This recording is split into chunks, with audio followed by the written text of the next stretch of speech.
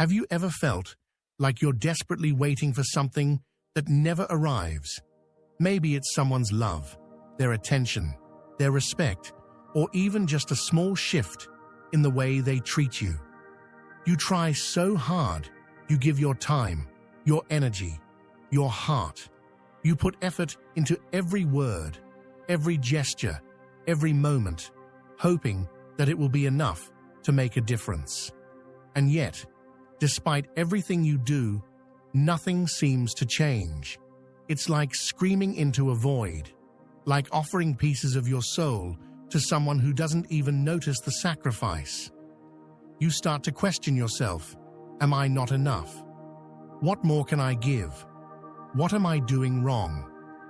But what if I told you that the real key to changing those relationships isn't found in trying harder, giving more, or waiting longer? What if the change you're looking for doesn't start with them, it starts with you? Today, we're going to explore a powerful truth that Carl Jung, the great Swiss psychologist, left us as a legacy. When you stop seeking external validation and align yourself with your most authentic essence, the world begins to respond in unexpected ways. It's not magic, it's a natural law of the human psyche. Think about that moment when you cling to someone who doesn't value you. A distant partner, an absent friend, or a boss who doesn't recognize your efforts. They stay with you, hoping something will change, that they'll see you.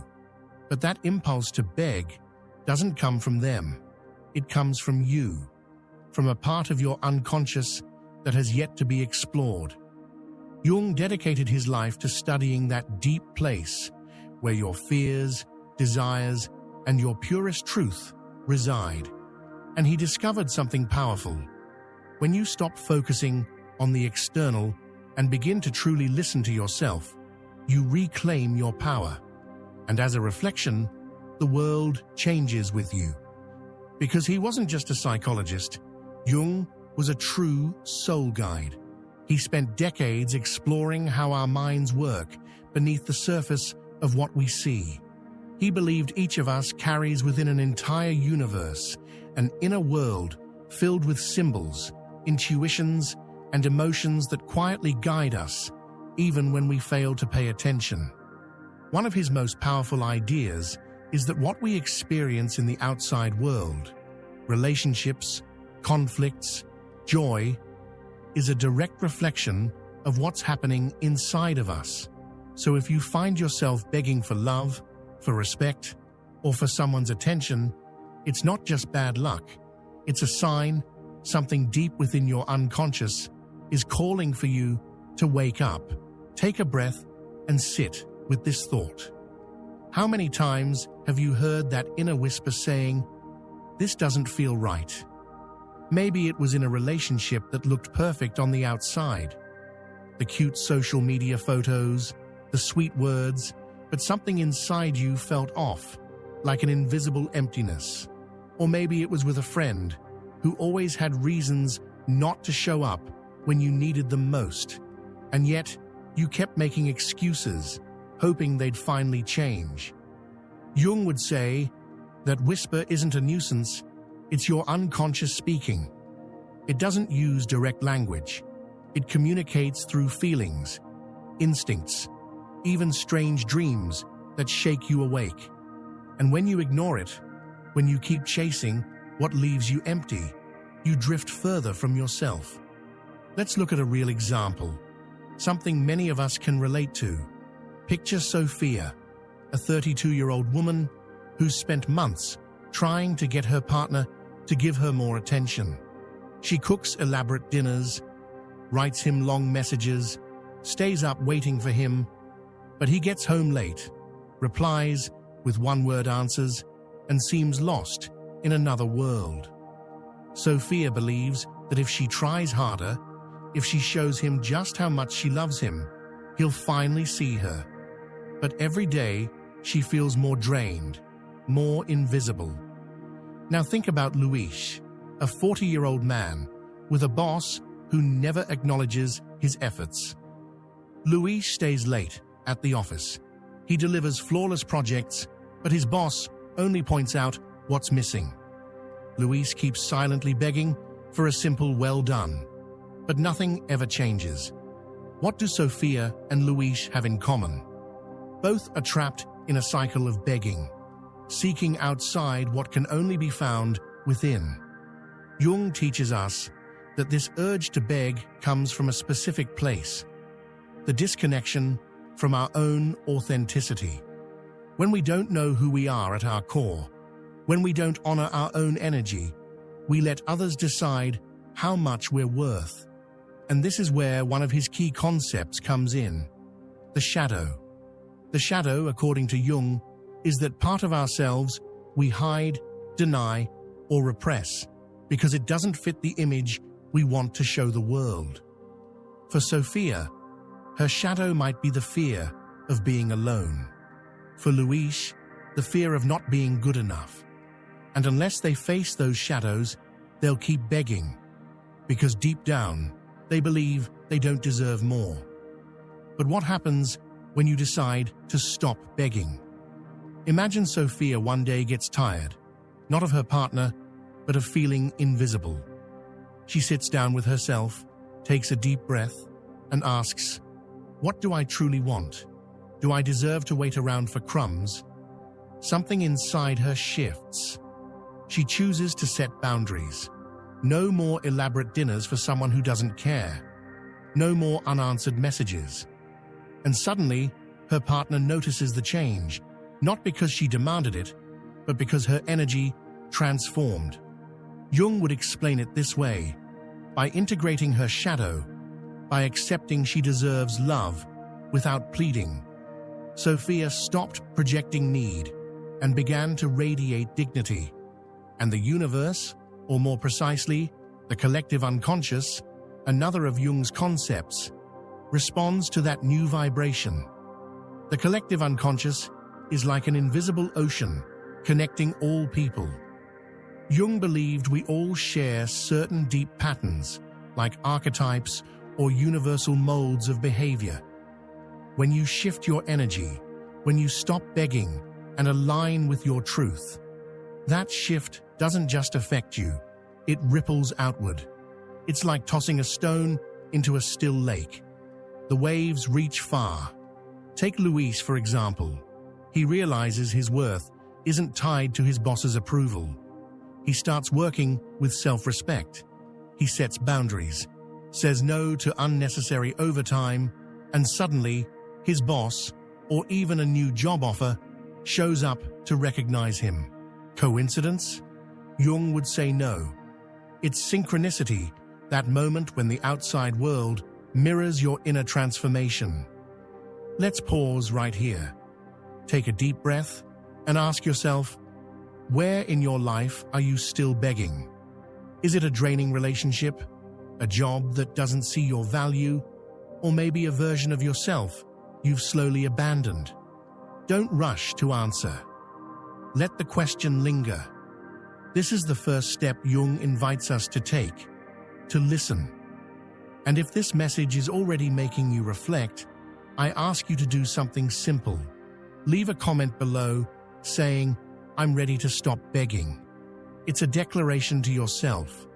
And beyond that, it helps this video reach others who need to hear this. If this resonates with you, share the video with someone else who's also seeking answers. Let's build a brave community together. Now back to Jung. He believed real growth doesn't happen on the easy road, the one everyone walks. Picture yourself standing at a fork. One path is well lit, safe, filled with people. The other is shadowed, uncertain, and lonely. Most choose what's familiar, like continuing to beg for what never comes. But Jung insisted that the path to your true self, to a fulfilling life, lies in the unknown. That's where you meet your shadow. That's where you finally see who you are. And when you do, something powerful shifts. You no longer crave from others what you already hold inside. Think about it. Every time you beg for love, attention, or respect, you're telling your subconscious, "I'm not enough." And your subconscious listens. It reflects in how others treat you, in the relationships you attract. But when you stop begging, when you decide your energy is sacred, you're telling your unconscious, "I am worthy." And that message changes everything. Jung called it individuation, the process of becoming your most authentic self by integrating every part of you, even the ones you don't like. It's not easy, but it's freeing. Let's try a practical exercise right now, something you can actually take away from this video. Take a moment, yes, right now, and write down in a note or silently in your mind. What am I begging others to give me that I might actually give myself? Maybe it's love, maybe it's peace, maybe it's respect. Then write down a clear action. Something like, "I will give myself an hour a day," or "I will say no when something doesn't feel right." This is not just inspiration. This is a tool Jung would absolutely approve of. He believed that transformation starts with conscious acts. So what have we discovered so far? That begging is a sign you're disconnected from your essence, that your shadow, the hidden side of you, holds the key to your freedom, and that when you stop seeking outside what already exists within, other people's behavior toward you shifts. But this is just the beginning.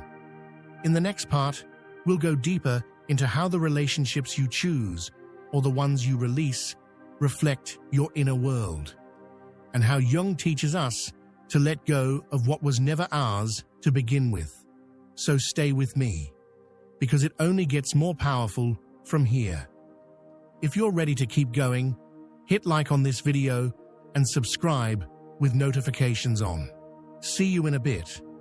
If you've made it this far, it's because something inside you is ready to let go of what doesn't belong and embrace what truly does. In the first part, we talked about how giving up begging doesn't just change your energy, it changes how others respond to you. All rooted in Carl Jung's ideas. We saw how the unconscious, that deep force Jung studied all his life, speaks to us constantly, and how the shadow, those denied parts of us, holds the power to restore our inner strength. Now let's take this even further. What about those draining relationships that leave you feeling stuck or doomed to fail? Jung had a clear answer. They're not coincidences. They are mirrors of your inner reality. Letting go might just be the most powerful thing you ever do for yourself. Picture this. You're in a relationship, romantic, friendly, or even family, where you give your all and get very little. Every talk feels like work. Every meeting leaves you tired. Maybe you try to explain it away. They're just going through something. If I change, they'll change. But deep down, you know something doesn't fit. Jung would say, these relationships aren't punishments from fate. They are messages from your unconscious. He believed everything we experience outwardly is a projection, a reflection of what lives within us. So, if you're stuck in relationships that make you beg, ask yourself, what part of me is projecting this need? Let's look at a realistic case. Think of Mariana, a 28-year-old woman from Bogota. She's been with her boyfriend for 3 years, yet feels like he's never truly there. She plans their dates, sends loving messages, but he replies with coldness or just ignores her. Mariana keeps begging for his attention, believing that if she's more understanding, maybe he'll turn back into the affectionate man she first fell for. Now picture Juan, a 35-year-old man from Los Angeles. He's had a friend for years who only shows up when he needs something: money, a favor, a place to crash, emotional support. Juan always says yes, hoping someday this friend will recognize his loyalty, but it never happens. So, what's going on here? Jung would say Mariana and Juan are stuck dancing with their shadows. The shadow, as we mentioned before, is everything we repress, fears, insecurities, desires we don't want to admit. For Mariana, it could be a fear of abandonment. For Juan, a need to feel needed. And as long as they avoid facing those shadows, they'll keep attracting people who mirror them. Jung explained that the people who drain us aren't the actual problem, they're symptoms. They're mirrors reflecting what we need to face and integrate. But here's the twist. You don't have to stay in these relationships to heal. Letting go, stopping the chase for something they don't give you, that's the first real step toward freedom. Pause for a second and reflect. Is there someone in your life who makes you feel like this? Someone you keep pleading with, hoping they'll change? Don't judge your answer. Just notice it. Jung invites us to look within without fear, because real freedom lives in that honesty. And if something in this is resonating with you, leave a comment below saying, "I'm ready to let go." It's a small action, but it holds power. Also, share this video with someone who might need this message. Together, we can help each other grow. Let's return to Jung. He believed our relationships are mirrors of our psyche, that mix of conscious and unconscious layers that define us. When you keep begging for love or respect, you're sending a message to your unconscious mind. I don't deserve to receive unless I beg. And your unconscious begins projecting that belief outward. But when you choose to release, when you say, "My energy is sacred and I won't spend it on those who don't value it," something shifts. You're not just freeing yourself, you're breaking a pattern. Jung called it withdrawing projections, no longer seeing in others what you haven't yet accepted in yourself. Think about Mariana again. One day, after yet another night, waiting for a message that never came, she decides she's done.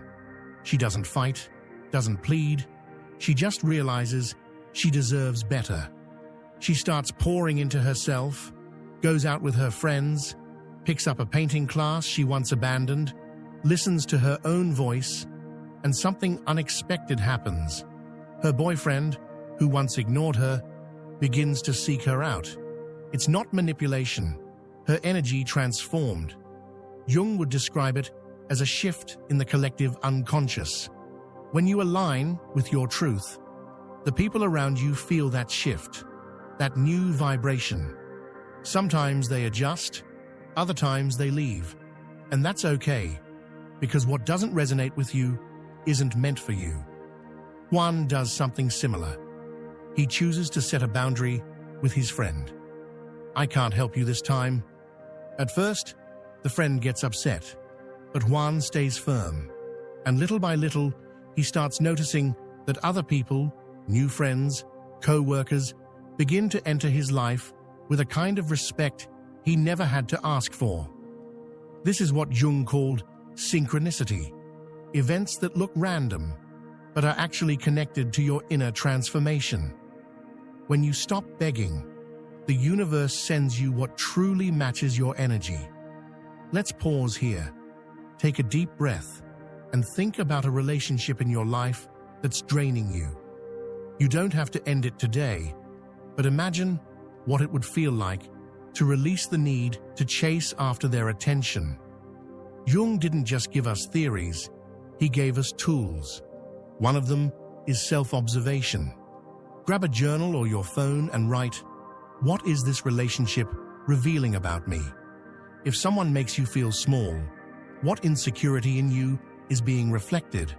If they exhaust you, what boundary aren't you setting? Then write down one action. "I'll say no this week," or "I'll spend a whole day doing something I love." That's individuation in motion. The process of integrating your shadow and becoming your most authentic self isn't magic, it's a beginning. And if letting go scares you, that's normal. Jung said, "We resist change because we fear the emptiness it leaves behind." If you release that person, who fills that space? If you stop begging, what if you end up alone? This is where another of his ideas comes in. Emptiness isn't something to fear, it's sacred space. Like a garden that you prune. You clear away the dead branches so something new can grow. When you release what no longer serves you, you give the universe space to bring in what actually does. And believe me, something better always arrives. Think about it. How many times have you felt stuck in a relationship or a situation that just doesn't flow? Obstacles everywhere, constant misunderstandings, endless fights. It's easy to blame the other person or bad luck, but Jung invites us to see it differently. Those blocks are signs. It's your unconscious telling you, this isn't for you. And when you let it go, you don't just regain your peace. You open the door to connections that don't require effort to sustain. It's like swimming with the current instead of against it. Let's try something together. Imagine that today you choose to release a relationship or an expectation that weighs you down. You don't have to do it literally, just picture it. Close your eyes for a moment and feel the relief. How does your body respond? What shifts in your mind? Jung would say, that feeling is your unconscious thanking you. And if you're brave enough to take that step in real life, tell me in the comments. I want to hear how it goes. So what are we discovering? That relationships where you're constantly begging reflect your shadow. Letting go isn't giving up, it's aligning with your truth. And when you do that, synchronicity starts working in your favor. In the next part, we'll wrap up this journey by exploring how living from your authenticity changes everything. Your relationships, your dreams, your entire life. So don't go anywhere. Hit like, subscribe, and I'll see you in just a moment. We've reached the end of this journey, but really, it's only the beginning for you. So far, we've explored how to stop begging and let go of what holds you back.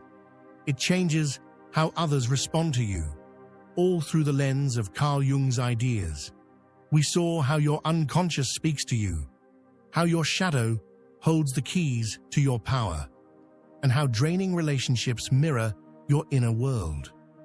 Now we'll tie it all together to see how living from authenticity, the deep place Jung called individuation, doesn't just change your connections, it transforms your entire existence. Get ready, because this is the path to a life that's not just full, but fully yours. Imagine not begging for love or respect or attention anymore. Imagine walking away from relationships that shrink you, that make you feel small. What's left?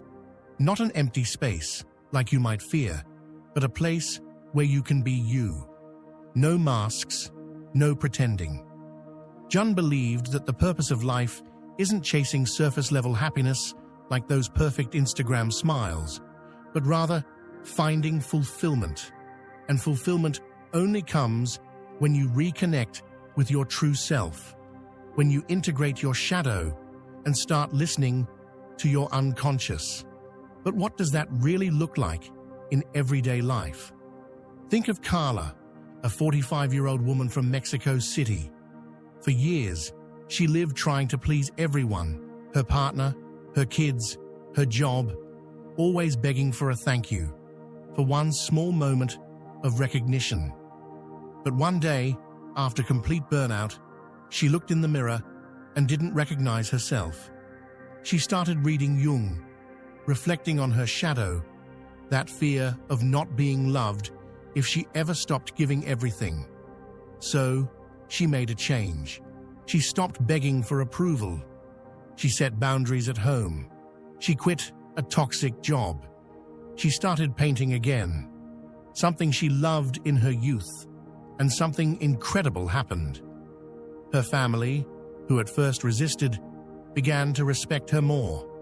Her partner, who used to take her for granted, started seeking her out with a tenderness she had long forgotten. Why? Because Carla stopped projecting need and started radiating authenticity. Now imagine Miguel, a 30-year-old man from Medellin.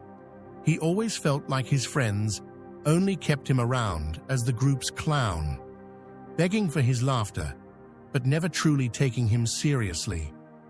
Tired of the act, he decided to face his shadow, the fear of not fitting in. He began to speak up, to share his dream of starting a business, even if his voice trembled at first.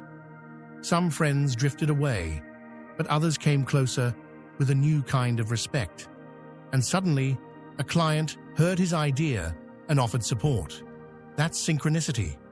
As Jung would say, when you live from your truth, the universe responds.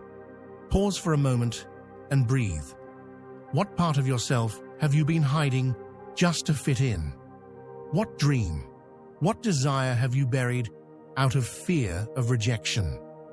Don't answer quickly. Let the question sink in. Jung teaches us that living authentically isn't comfortable at first. It's like walking down that dark path we mentioned earlier. It's scary, but it's where you grow.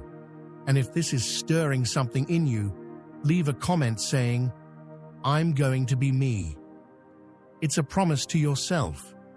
And share this video with someone who might need this little push. Let's inspire each other. Let's talk about how you get there. Jung said, individuation, becoming your truest self, is a journey, not a finish line. It begins by listening inward. Your unconscious doesn't shout, it whispers. It might be that uneasy feeling when someone speaks to you harshly, or that flicker of joy when you imagine doing something you've always dreamed of. For instance, if you feel a relationship is dimming your light, don't ignore it. Ask yourself, what is this showing me about who I am? If a forgotten dream keeps coming back into your thoughts, don't brush it off. Write it down. These are the symbols Jung studied, the clues from your psyche. Let's do something together right now. Grab your phone or a piece of paper and write, what do I really want for me? Not what others expect. Not what you should want. Be honest. Maybe it's quitting a job you can't stand, learning to dance salsa again, or simply feeling at peace. Then write one small step. Today, I'll search for a class. I'll say no to what drains me.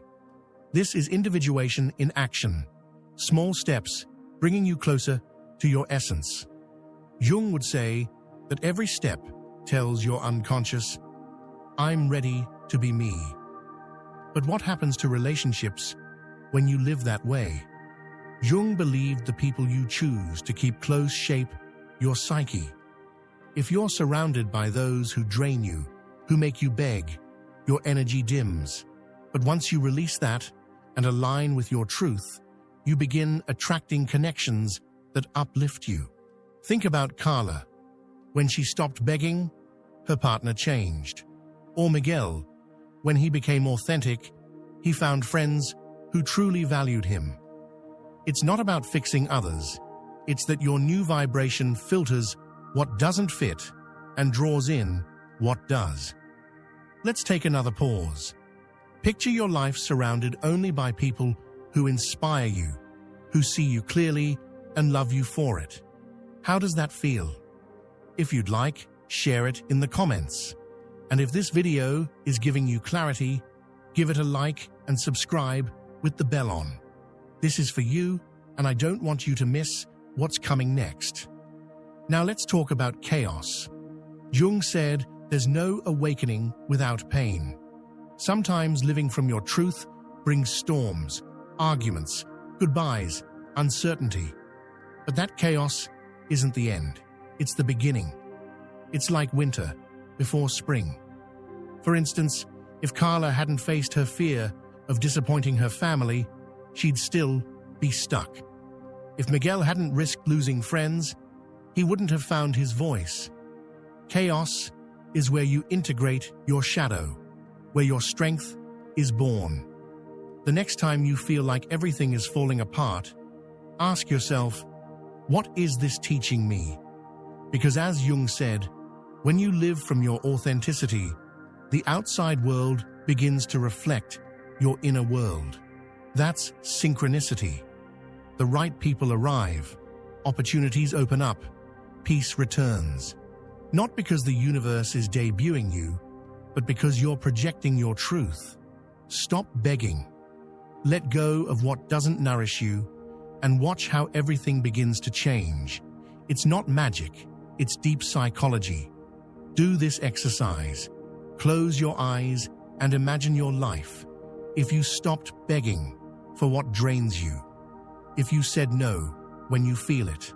If you sought out what ignites you and surrounded yourself with those who truly see you. What do you feel? Take that feeling with you and do something today that brings you closer to it. Jung would say that this is the beginning of your individuation. What does this journey teach you? That begging disconnects you. Your shadow is your ally. Letting go frees you, and living your truth changes everything. In short, stop looking outside for what already lives inside you. Listen carefully to your unconscious mind. Not just the loud, obvious thoughts, but the quiet ones too. The whispers, the gut feelings, the dreams that keep coming back, the emotions that rise out of nowhere. That is your truth, knocking at your door.